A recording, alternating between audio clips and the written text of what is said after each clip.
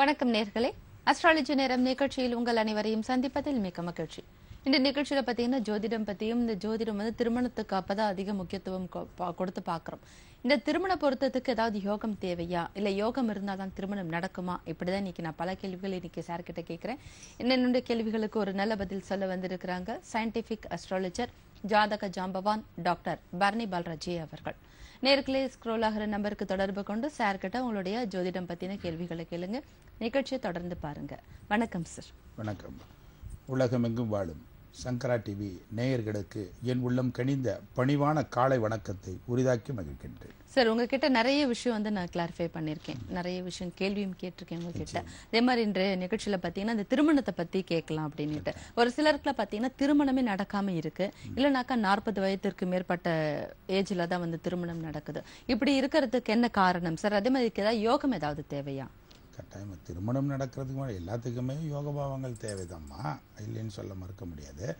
இருந்தாலும் திருமணம் பார்த்தீங்கன்னா நிறைய பேர்களுடைய ஜாதகத்தில் கன்னியா லக்னமாகட்டும், அதற்கடுத்து தனுசு லக்னம், அதற்கடுத்து மீனம், அதற்கடுத்தது மிதுனம், இந்த 4 கார்னர் பிளேஸ் லக்னங்களுக்கு பொதுவாகவே இந்த குருவும் புதனும் வலுத்து விட்டாலே திருமணம் நடப்பதென்பது ஒரு வகையில் இருந்தாலும் நடந்தாலும் அவர்களுடைய வாழ்க்கையினுடைய அமைப்பு சீர்குலைவு சின்ன பண்ணப்படுறதை நான் அனுபவ ரீதியாக நிறைய பார்க்கலாம். அப்போ ஏன் கன்னியா லக்னத்திற்கு களத்திர ஸ்தானாதிபதியாக வருகிற குரு பகவான் 4ஆம் இடம் என்பது சுகஸ்தானத்துக்கு ஒரு கேந்திராதிபத்திய தோஷத்துக்கு ஆளாகிறான். அது மட்டுமல்ல, லக்னாதிபதியே கன்னியா லக்னத்திற்கு மறுகேந்திர தசமகேந்திரத்திற்கு அதிபதி யார் வரானோ புதனே வருவான். 2 பிளானட்டும் கூடிய குருவும் புதனும் சரி 7ஆம் இடத்துலையோ அல்லது குருவும் புதனும் கூடி 4ஆம் இடத்துலையோ ஆட்சி பீடத்தில் இருக்கிறார் நம்ம நினச்சிக்குவோம். முன்னாடி ஆட்சி பீடத்தில் தானே குருவோட வீட்டில் புதன் ஐக்கியமாயிருக்க நல்ல சபாஸ் நல்லா இருக்கணும். ஆனால் வாழ்க்கை தோல்வி அடைகிறது அனுபவ ரீதியாக பாருங்க. ஒரு கேந்திராதிபதி மறுகேந்திரம் வருது காரக பாவனாஸ்தி தான். அந்த அமைப்பில் நிறைய பேர்களுக்கு திருமணம் நடக்காமல் போகிறதும் ரைட்டு, திருமணம் அரங்கேற்றம் ஆகியும் அவர்களுடைய வாழ்க்கை சின்னாபின்னம் அடைகிறதும் இது ஒரு வகை. ஒரு ஜாதகத்தை பார்க்கலாம். கடந்த ஒரு 4-5 மாதத்திற்கு முன்னால் ஒரு தாய் தகப்பன் என்னை பார்க்க வந்ததை போல ஒரு ஜாதகத்தை நிறைய சொல்லியிருக்கேன் நிகழ்ச்சியில்.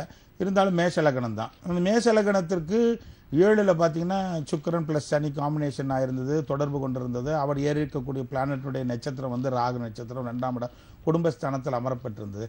அப்போது ஒரு ஜாதகத்தில் வரக்கூடிய பெண்களாகட்டும் ஆண்களாகட்டும் இல்லை தாய் தகப்பனாகட்டும் தன்னுடைய மகனுடைய ஜாதகத்தை மகளுடைய ஜாதகத்தை எடுத்துகிட்டு வர்றாங்க. அப்போ அந்த அமைப்பை பார்க்கும் பொழுது இந்த தாய் தாப்பனுடைய ஜாதகத்துடைய தன்மையை அந்த பையனுடைய ஜாதகத்தை ஆராய்ந்து சொல்லும் பொழுது இந்த மகனுக்கு கல்யாணம் ஆயிருக்கணுமே ஐயா அப்படின்னு கேட்குறேன். அந்த தாய் சொல்கிறாங்க கல்யாணம் நடந்து கிட்டத்தட்ட ஒரு 8-9 மாதங்கள் ஆகிறது அப்படின்னு சொல்கிறாங்க. அதற்கு அந்த தகப்பனாருக்கு தன்னுடைய மகனுக்கு திருமணமானதே தெரியலை. காரணம் என்னவென்றால் அவர் ஒரு இருதய நோயாளி, ஹார்ட் பேஷண்ட், அதனால் சொல்ல முடியல. ஜாதகத்தினுடைய தன்மையை எடுத்துக்கொண்டு வந்தாவே அந்த பலாபலம் நீங்கள் உங்கள் வாயால் சொல்லிட்டீங்கன்னா, பரணி பால்ராஜருடைய வாயில் சொன்னீங்கன்னாவே ஓகே. அப்போ எங்களுடைய கணவர் உங்களுடைய நிகழ்ச்சி பலதரப்பட்ட தொலைக்காட்சியில் நிறைய நிகழ்ச்சியில் பார்த்துருக்கிறார். ஆனால் அவருக்கு ஒரு ஷாக்காக இருந்தது.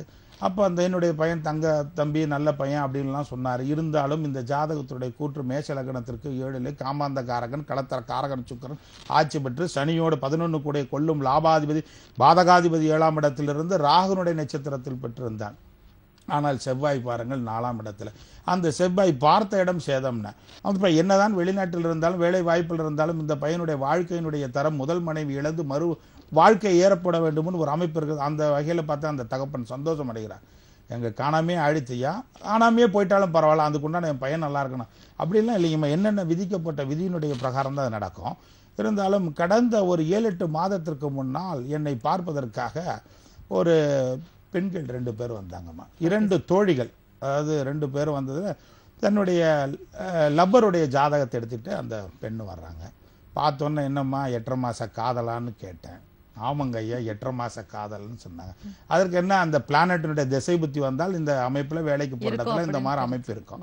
அப்போ கேட்ட உடனே உண்மைதானுங்க ஐயா 8.5 மாத காதல் தான், கரெக்டாக 8-9 மாதம் ஆகுது, நீங்கள் சொல்கிற ஒரு வார்த்தைகள் உண்மை.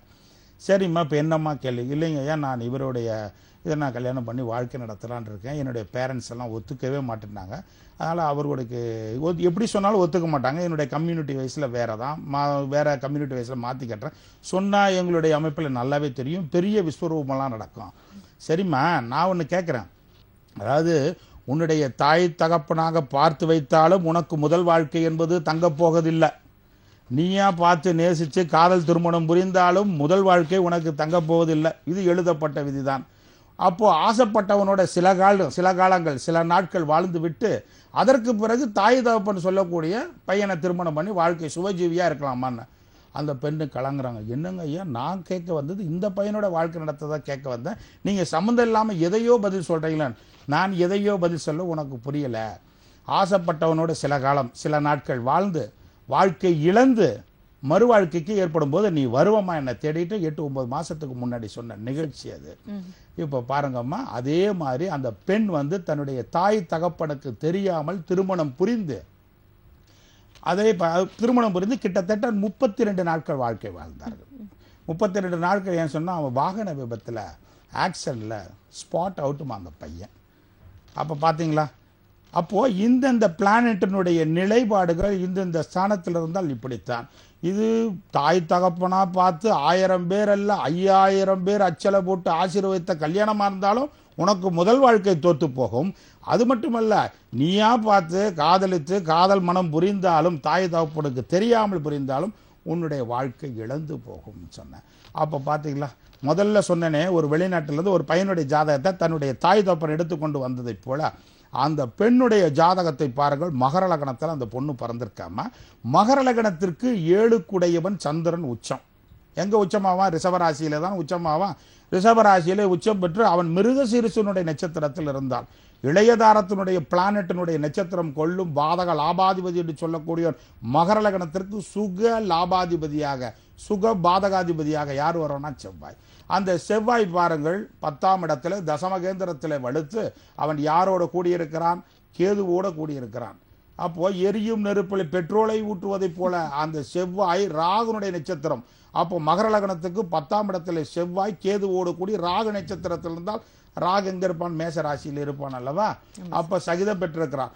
அப்போ 7 குடையவன் என்ன நட்சத்திரம் வாங்கி இருக்கிறானோ அவனோட சாரநாதனுடன் நட்சத்திராதிபதியோட ராகு கேதுகள் கூடினாலே அவர்களுக்கு முதல் வாழ்க்கை தங்குவதில்லை. நான் அனுபவ ரீதியாக கண்ட உண்மை.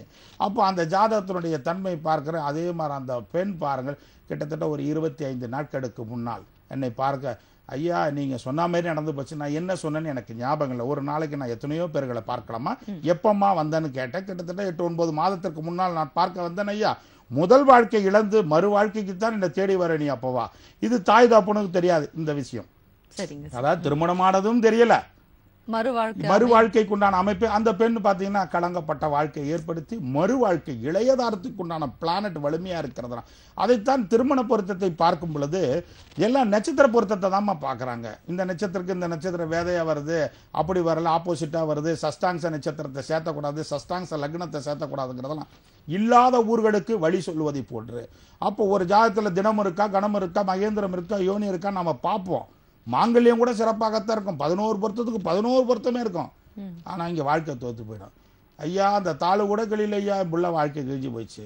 அதைத்தான் 1000 பேர் அச்சலை போட்டு ஆசீர்வதித்த கல்யாணம் இல்ல, 5000 பேர் அச்சலை போட்டு ஆசீர்வதித்த கல்யாணம் எவ்வளவு நாள்ல தோத்து போகுது? 2 நாள்ல 3 நாள்ல தோத்து போகுது இல்லையா?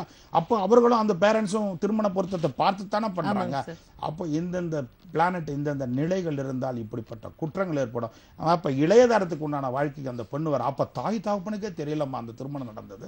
அதே போன்றுதான் மேஷ லக்னத்திற்கு 7 சுக்கரன் பிளஸ் சனி காம்பினேஷன். அவன் ராகுனுடைய நட்சத்திரம், நீசனுடைய நட்சத்திரம். நீசன் ராகு எங்க இருக்கிறான்? ரிஷபராசி 2ஆம் இடத்துல மேஷ லக்னத்திற்கு. அப்ப நீசபலம் தானே முதல் வாழ்க்கை. செவ்வாயினுடைய நேரடி பார்வை பெறுகிறது அல்லவா? அப்ப செவ்வாய் பார்த்த இடமும் சேர்ந்த இடமும் சேதன்றான். அப்போ 5ஆம் இடம் என்பதான் மனசுமா. ஓகே, ஒரு காலர் இருக்காங்க, நம்ம தொடர்ந்து பேசலாம் சார். வணக்கம், அஸ்ட்ராலஜி நேரம். வணக்கம் வணக்கம் அஸ்ட்ராலஜி நேரம். லைன்ல இருக்கீங்களா? வணக்கம். ஹலோ, வணக்கம்மா, சொல்லுங்கம்மா, எங்க இருந்து கால் பண்றீங்க? நான் பெங்களூர்ல இருந்து கால் பண்றேன் மேடம். அம்மா சொல்லுங்க, யாருக்காக பலன் பார்க்க விரும்புறீங்க? என் பத்தி தான் கேட்கணும். ஓகே, உங்களோட ராசி நட்சத்திரம் மோகனா குமாரி. உங்களுடைய ராசிமா? சிம்ம ராசி. நட்சத்திரம்? கனடால நாங்க ஹுப்பா நட்சத்திரம் சொல்றோம். சரிங்கம்மா, உங்களுடைய லக்னம் தெரியுமா? தெரியல மேடம். ஓகே, என்ன பலன் தெரிஞ்சுக்க விரும்புறீங்க? எனக்கு கல்யாணம் ஆகல இன்னும். சரிங்கம்மா, சார் பதில் சொல்லுவாங்க, கேளுங்க. கல்யாணம் நடக்கல இவங்களுக்கு இல்லைங்களா? வணக்கம்மா. சிம்ம ராசின்னு சொல்லியிருக்கீங்கம்மா. பொதுவாகவே சிம்ம ராசிக்கு குருபலன் லாப ஆதாய ஸ்தானத்தில் இருக்கு. 3ஆம் இட வெற்றி வீர தீர பராக்கிரம ஸ்தானத்தில் சனி பகவான் உச்சம் பெற்றிருக்கான். இப்போ சுக்கிரனும் அதே ஸ்தானத்தில் வீட்டிலிருந்து இன்னும் 22 நாட்களுக்கு சுக்கராச்சாரியம் அதே ஸ்தானத்தில் இருக்கான். சிம்ம ராசிக்கு 3ஆம் இடம் வெற்றி ஸ்தானத்தில் வெற்றி வீரதீர பராக்கிரம ஸ்தானாதிபதியோட சனி கூடி குருனுடைய பார்வை பரிபூர்ணமாக படுறதுனால உங்களுக்கு எவ்வளோ பெரிய தடைக்கற்களும் தான் இன்னும் ஒரு மாதத்திற்கு உண்டான ஃபிக்ஸுக்கு மேரேஜ் ஃபிக்ஸ் ஆகிறதுக்கு உண்டான பாக்கியம் இருக்குது. நீங்கள் எந்த லக்னம்னு சொல்லலை, என்ன ராசியினுடைய அம்சத்தை மட்டும் தான் சொல்லியிருக்கீங்க. அழைத்ததற்கு மிக்க நன்றியம்மா. ஓகே சார், வேற விதமான தடைகள் அதாவது பார்த்தீங்கன்னா இந்த லக்னத்திற்கு ஒருவனுக்கு 5ஆம் இடம் என்பதுதான் மனசு சம்பந்தப்பட்ட இடம். எதையும் தாங்கும் இதயம் வேண்டுமா, இதையும் தாங்குவதற்கு அந்த 5ஆம் இடம் நெஞ்சுரம் படைத்தது. அந்த 5ஆம் இடம் நல்ல அமைப்பில் இருந்தால் தான் லக்னத்தில் அதான். அதே போன்று அந்த 5ஆம் இடத்தை ஸ்தானத்தை வைத்தான் மனசு சம்பந்தப்பட்ட இடம்னு சொன்ன இல்லைங்களா.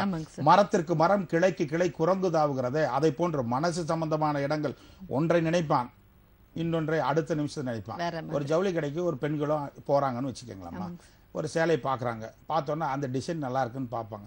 டக்குன்னு எடுத்து கீழே போடுறதுக்குள்ள எடுத்து போட்டதை பார்க்க மாட்டாங்க, இன்னொன்று அடுத்தது பார்த்துட்டு இருப்பாங்க. அடுத்தது இங்கே கேட்ப அவன் ரேக்லேருந்து இறக்கி போடும், அடுத்தது பார்ப்பாங்க. இதுதான் மனங்கள். இது மாதிரி ஒவ்வொரு இடத்துக்கு தகுந்த மாதிரி மனங்கள் வேறுபடணும்னு வச்சுங்களேன். அப்போ காதல் வயப்பட வேண்டும் என்றால், காதல் பறவைகளாக ஜீவியாக வாழ வேண்டும் என்றால், ஒருவருக்கு காதல் சக்சஸ் ஆக வேண்டும் என்றால் அதற்கு 5ஆம் இடம் உறுதுணையாக இருக்கணுமா. 5ஆம் இடம் மட்டுமல்ல, 7ஆம் இடம் காமஸ்தானம்லாம், இதுதான் கலத்தர ஸ்தானம்லாம்.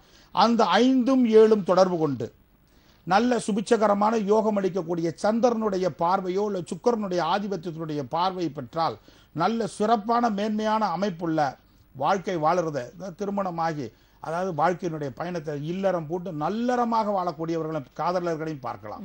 அதே போன்று எத்தனையோ காதல்கள் தோல்வியடைகிறதுக்கு என்ன காரணம், இந்த 5 கூடையும் 7 கூடையும் காதல் வயப்படுவார்கள். காதல் என்பது அருந்தப்பட்டம் தான் உங்களுடைய வாழ்க்கை என்பது. அப்போ கேதுவோட சகிதம் பெற்றிருந்தாலோ, இல்லை கேதுனுடைய நட்சத்திரம் பெற்றிருந்தாலோ, இல்லை செவ்வாயுடைய நட்சத்திரத்தில் இருந்தாலோ, இல்லை செவ்வாயுடைய நேரடி பார்வையை அந்த கிரகங்கள் பெற்றிருந்தாலோ காதல் அருந்துபட்டம் தான் வாழ்க்கை. அப்போ ஒரு ஜாதகத்தில் காதல் வயப்பட்டு வெற்றி வாகை சூட வேண்டும் என்றால் அந்த சந்திரன் சுக்கிரன் 5, 7 எல்லாம் நல்ல நிலையிலிருந்து சுபக்கோள்களுடைய பார்வை பெற்றால் மனதிற்கு பிடித்தவனே மணாளனாக அந்த மங்கைக்கு பாக்கியமாக அமைவான்.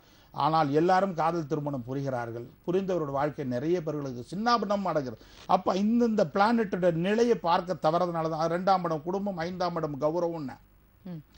5ஆம் இடம் தான் மரத்துக்கு மரம் கிளைக்கு கிளை குரங்கு தாவதை போலன்னு சொன்ன இல்லைங்களா. அதுதான் கௌரவஸ்தானம் எப்படி இருக்கிறது ஒரு பெண்ணுக்கும், அதே போன்று ஆணுக்கு எப்படி இருக்கிறது. ஒருவனோடு ஒருத்தி வாழ்வானா, அதே போன்று ஒருத்தியோடு ஒருவன் வாழ்வானா என்பது 5ஆம் இடத்தையும் 7ஆம் இடத்தையும் பார்த்துத்தான் நாம் தீர்மானிக்க வேண்டும். சரி, 7ஆம் இடம் என்பது முதல் தாரம், முதல் கணவனுடைய ஸ்தானம். 7ஆம் இடத்தை விட 11ஆம் இடம் என்பது கொள்ளும் லாபாதிபதியா களத்திர ஸ்தானாதிபதிக்கு அடுத்தது அந்த 11ஆம் இடம் இளையதாரத்தினுடைய ஸ்தானம். இந்த 2 பிளானட்டுடைய நிலையை எடை போட்டு சொல்ல தவறிய காரணத்தினால்தான் அவர்கள் வாழ்க்கை முதல் தாரம் இழந்து மறுவார்கள். இதுவும் எழுதப்பட்ட விதி பிரகாரம் தான் நடக்குது. அப்போ அந்தந்த ஜாதகத்தினுடைய நிலையறிந்து நாம் சேர்த்தணும். அந்த பொண்ணு வந்தாங்க, என்னால் ஒன்றுமே பண்ண முடியாது, நான் சொல்கிறேன், அதுக்கு தகுந்த மாதிரி மேட்சிங் பண்ணால் அந்த தசாபுத்திகள் காலங்கள் கடங்க. ஆனால் இவர்கள் அவசரம் கொடுக்க 5ஆம் இடத்தை பார்த்தேன், நம்ம என்னதான் சொன்னாலும் டாட்டா ஓகேன்னு சொல்லிட்டு அடுத்த நிமிஷம் பார்த்தீங்கன்னா மறுவாழ்க்கை ஏற்படும். இதையும் பார்த்து விதிப்படி நடக்கிறது விதிப்படம் தான் நடக்கும். என்ன நம்மளுடைய கட்ட அமைப்புல எப்படி இருக்கோ அதை அமைப்பு பொறுத்து தான் நம்மளுடைய வாழ்க்கையும் அமையுது. இதுக்கு ஏதாவது ஒரு எடுத்துக்காட்டு தான் சொல்லுங்க. அதாவதுமா கட்டத்தினுடைய விதிப்பயன ஒரு உதாரணத்தை சொல்லலாம். அப்போ கடந்த வாரம் பாத்தீங்கன்னா ஒரு காலர் இருக்காங்க சார், தொடர்ந்து பேசலாம். வணக்கம், அஸ்ட்ராலஜி நேரம். ஹலோ, வணக்கம் சார். ஹலோ மேடம், சுகுமார் பேசுறேன் விழுப்புரத்துல இருந்து. சொல்லுங்க, யாருக்காக சார் ஜாதகம் பார்க்க போறீங்க? எனக்கு அதான் மேடம் பார்க்கணும். ஓகே, உங்களுடைய ராசி நட்சத்திரம் சொல்லுங்க. மேஷ ராசி, அஸ்வின் நட்சத்திரம், கன்னியா லக்னம். ஓகே, உங்களுடைய கேள்வி? என்னுடைய இப்போ ஜாப் கரண்ட் ஜாப் இல்ல, மேரேஜும் செட் ஆகாம இருக்கு மேடம். மேரேஜ் டிலே ஆயிட்டு இருக்கு, உங்களுக்கு ஜாபும் கிடைக்கலன்னு சொல்லிருக்கீங்க. உங்களுக்கான ஒரு நல்ல பதில் சார் சொல்லுவாங்க, கேளுங்க. வணக்கம் ஐயா. வணக்கம் சார். வணக்கம். கன்னியா லக்னத்துல பிறந்திருக்கு, மேஷ ராசி, அஸ்வினி நட்சத்திரமா நீங்க? அஸ்வினி நட்சத்திரம். ஓகே, உங்களுக்கு ராசிக்கு திருதிய ஸ்தானத்துல குரு பகவானும் 7ஆம் இடத்தில் சனியும் உச்சம் பெற்று, அது மட்டுமல்ல சுக்கராச்சாரியம் அதே ஸ்தானத்தில் இருக்கிறார்.